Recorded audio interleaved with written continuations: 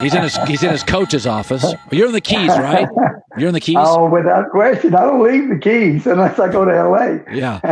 So I'm going to start with this. The Cowboy negotiation with Dak. As a coach, were you ever, whether it was with Jerry, Wayne Huizenga, was there ever a negotiation and you're a coach and you want something? Are you banging on the table to your owner? What do you think Mike McCarthy's going through? He needs a quarterback. I think he probably likes Dak. Is it a tough position for a coach to be in with an owner who's like, I made you a good offer. That's what it is. I really didn't get into anything, that tragic. Of course, we wanted to sign Emmett, to a long-term contract. He held out a couple of weeks, and that was a little bit frustrating, but we got it done, and we ended up winning the Super Bowl. One time, Jack Del Rio, when we had the Plan B of free agency, I exposed him in Plan B. I didn't think he'd leave because we had a great team, and I thought I had a good relationship with Jack. And he was upset that I exposed him on Plan B, so he left and went to Minnesota. So that was disappointing. Had I known he was going to leave, I would have not exposed him. So Right. There was a couple of them, but for the most part, it was pretty smooth throughout my career.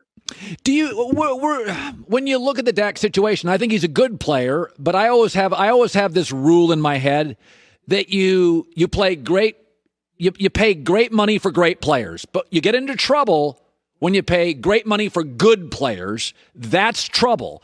And my takeaway is Dak's a good player. A good player. Do you think Jerry made a mistake not giving him a long-term deal?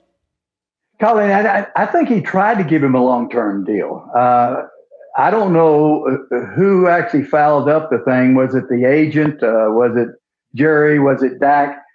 Jerry is a hard-line negotiator. And I think because it is a new head coach, McCarthy, I don't know how much McCarthy loves Dak. And so I think it's a wait and see type process. Let's see how he plays this year. But I just think that they didn't want to overpay. They didn't want to pay him like a Patrick Mahomes.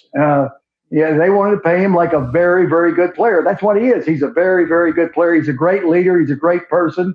But it's a wait and see type process this year.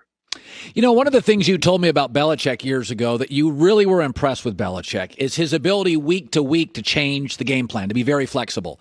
And so I look at Cam Newton and I think, well, Belichick will just switch stuff up. They'll move the pocket. Oh. You think it's going to work?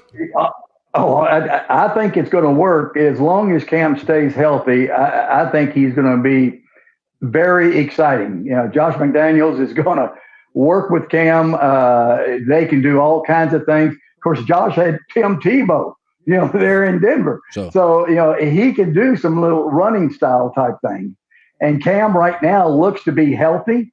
I know that Josh has had some conversations with Norv, and Bill, has had conversations with Norv Turner, who worked with Cam. So I think everybody's on the same page, and they're going to throw him out there and just see if he can make plays. And I think he'll make plenty of plays. Yeah. It's interesting. The Brady move, because I haven't talked to you since then, the Brady move to Tampa is interesting in a couple of fronts. Tom, like you, when you had had your success at Miami and then in Dallas, there's an expectation. Tom's been great forever, and he does things his way, and he's pretty darn rigid about it. Now he goes to Tampa, and they haven't done squat.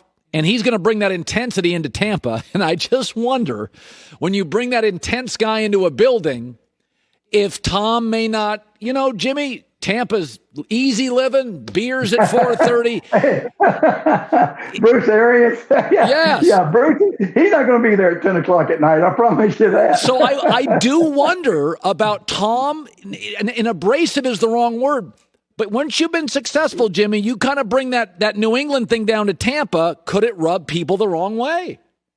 I think the expectations are probably a little bit over what they should be, but they are a very talented football team. They've got great receivers. I think Brady will utilize those offensive players, and they will be explosive offensively.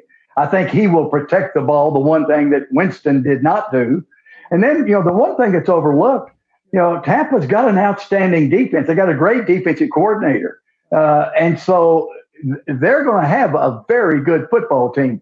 Now, are they good enough to win it all? I don't know that they're good enough to win it all, but they're going to be very good, very exciting. Jimmy, when you look at dynasties in sports, we were talking about this. They almost never materialize. Seattle didn't. Aaron Rodgers didn't. You had one that worked. And Kansas City now, everybody's decided they're going to win 6 Super Bowls. And it's like, whoa, slow down on this stuff. If you could sit down with Andy Reid and say, Andy, I built a couple dynasties, one in college and one in the pros.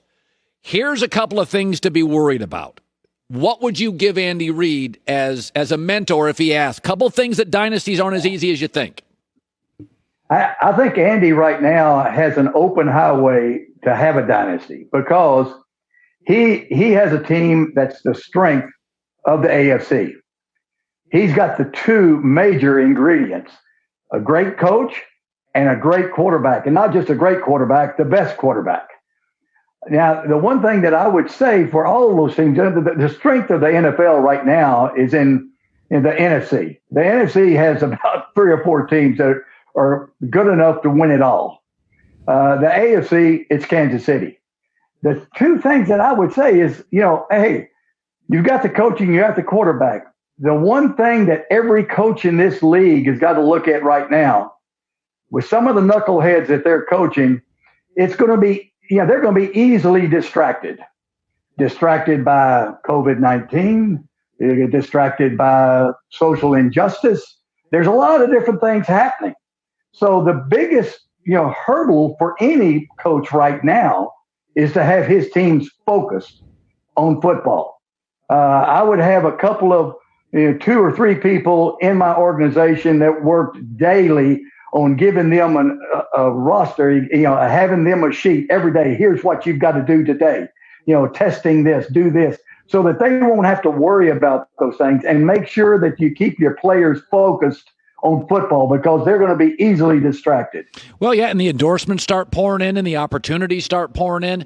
Now, the preseason, owners have said preseason, we'll get rid of it. Now, coaches love the preseason, and certainly the bottom players on the roster, I think it's bad for them, for a guy trying to make the league. But, Jimmy, you were known, when I've asked other coaches about you, they always say, Jimmy was a great personnel guy. Jimmy could spot talent immediately. So I would argue this, Jimmy. How many darn preseason games does Jimmy Johnson need to be able to tell that corner can't cover and that tackle can't block? Why do you need 4 preseason games?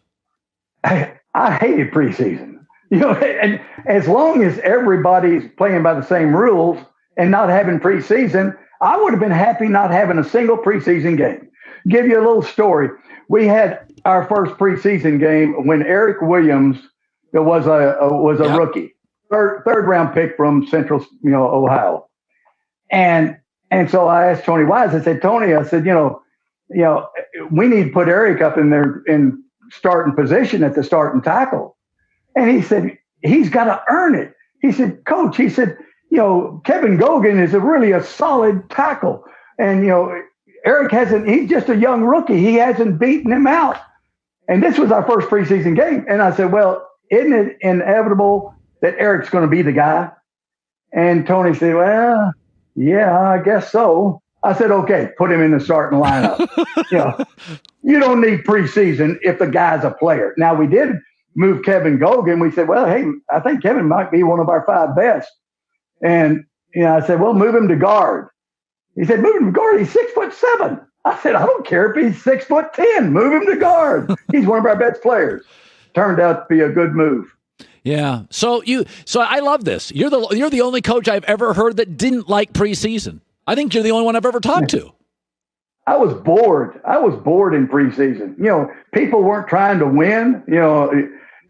We played in Tokyo, and I pulled all my players out after the first quarter. And so Jerry Jones got so mad because we lost the game to Houston. And I went to the airport, and he wouldn't speak to me. I asked his wife, Jean, I said, Jean, what's the problem with Jerry? Oh, he's upset.